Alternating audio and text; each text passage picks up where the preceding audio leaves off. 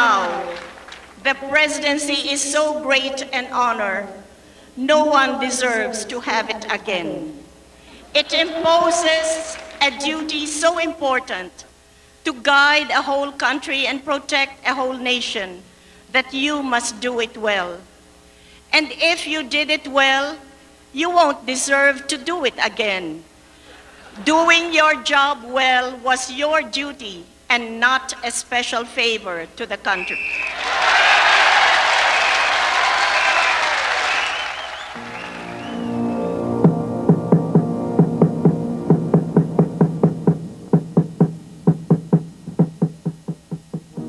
I admit that I have no experience in cheating, stealing, lying, or assassinating political opponents. Cory Aquino was a reluctant politician. I dare him to be man enough to face these issues, and may the better woman win. Destiny pushed her into the presidency and gave her the gargantuan task of restoring democracy. When she ended her term in 1992, Cory Aquino passed on the job to her successor, Fidel V. Ramos. Ang ating susunod na Pangulo, Ramos. But almost 6 years after she has left the presidency, Cory Aquino continues to influence our national life. This time, as Citizen Cory. Trust the good people of our country to continue your good work.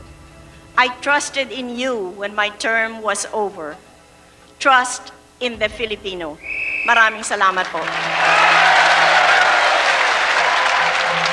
President Aquino, your very intense and dramatic speech in Sunday's peaceful rally had somehow brought back memories of the presidency and proves that the Cory magic is still very much alive. How did you feel when you were delivering this speech before hundreds of thousands of people once again? I think I was just concentrating on what I was saying. I was not thinking of what it was like in the past or whatever. This was just me wanting to deliver a message to our people. So I was just concentrating on that particular moment.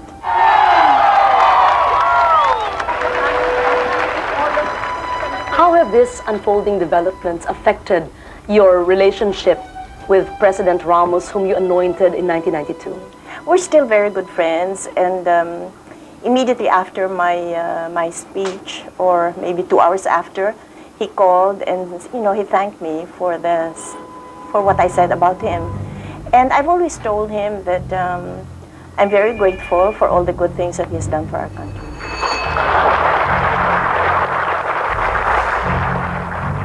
People were speculating. Did you ever consider seeking re-election at any one time in your life? Never, Loren, because first of all, it was never my ambition to become president. So the fact that I did become president was already, well, more than I ever dreamed of. Or it was Ninoy who really wanted to be president. I think everybody knew that. My purpose in challenging the dictator then was, it was impressed upon me that it was only me who could unite the opposition.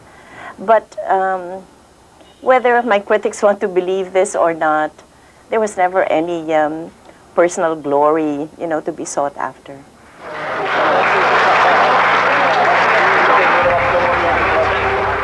President Ramos, people say, will anoint his candidate late this year.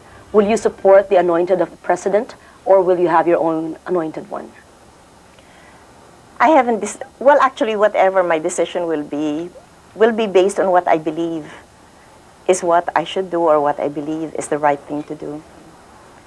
It will be, of course, wonderful if President Ramos and I, and maybe even Cardinal Sin, could concentrate on just one, but it's not really dependent on who or anybody will endorse, but more, as in the case of my anointing President Ramos, it was because I believed that he was the best candidate. President Aquino, we've seen your transformation and transition from one role to the other as a wife of a martyred hero, then eventually the president who restored democracy finally to this country, and now a Citizen Cory who still is a force to reckon with in our national life. Which of these three roles were you most comfortable with? I guess it's not a question of being comfortable with any role, but finding meaning or finding what is relevant, not only to me, but I guess to the people who have been so good to me. Citizen Cory continues to play a very important role in national politics. What other things would you want to accomplish in the future? Well, of course, my main preoccupation these days is the Benigno Aquino Foundation, and we are wanting to put up the Aquino Center in Tarlac, which will in fact be a living museum. You know, while it is true it will hold display the memorabilia of both Ninoy and myself. You truly have been a very blessed person, but you've also had your share of personal crises or tragedies. Which would you consider your greatest tragedy in your life? Actually, I do not think of these tragedies anymore, but they say that suffering really does so much to improve a person, or suffering either makes you or breaks you.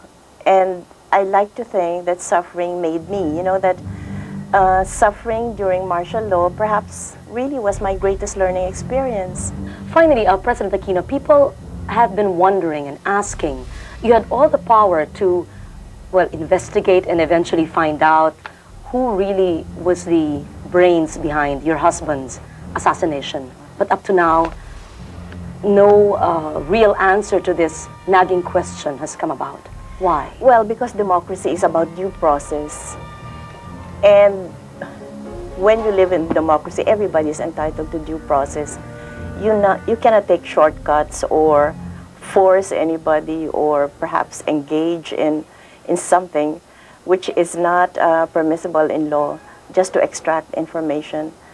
Anyway, the more important thing is, I said before, Ninoy's death was not in vain. That's true reconciliation. But is there justice there? I suppose so.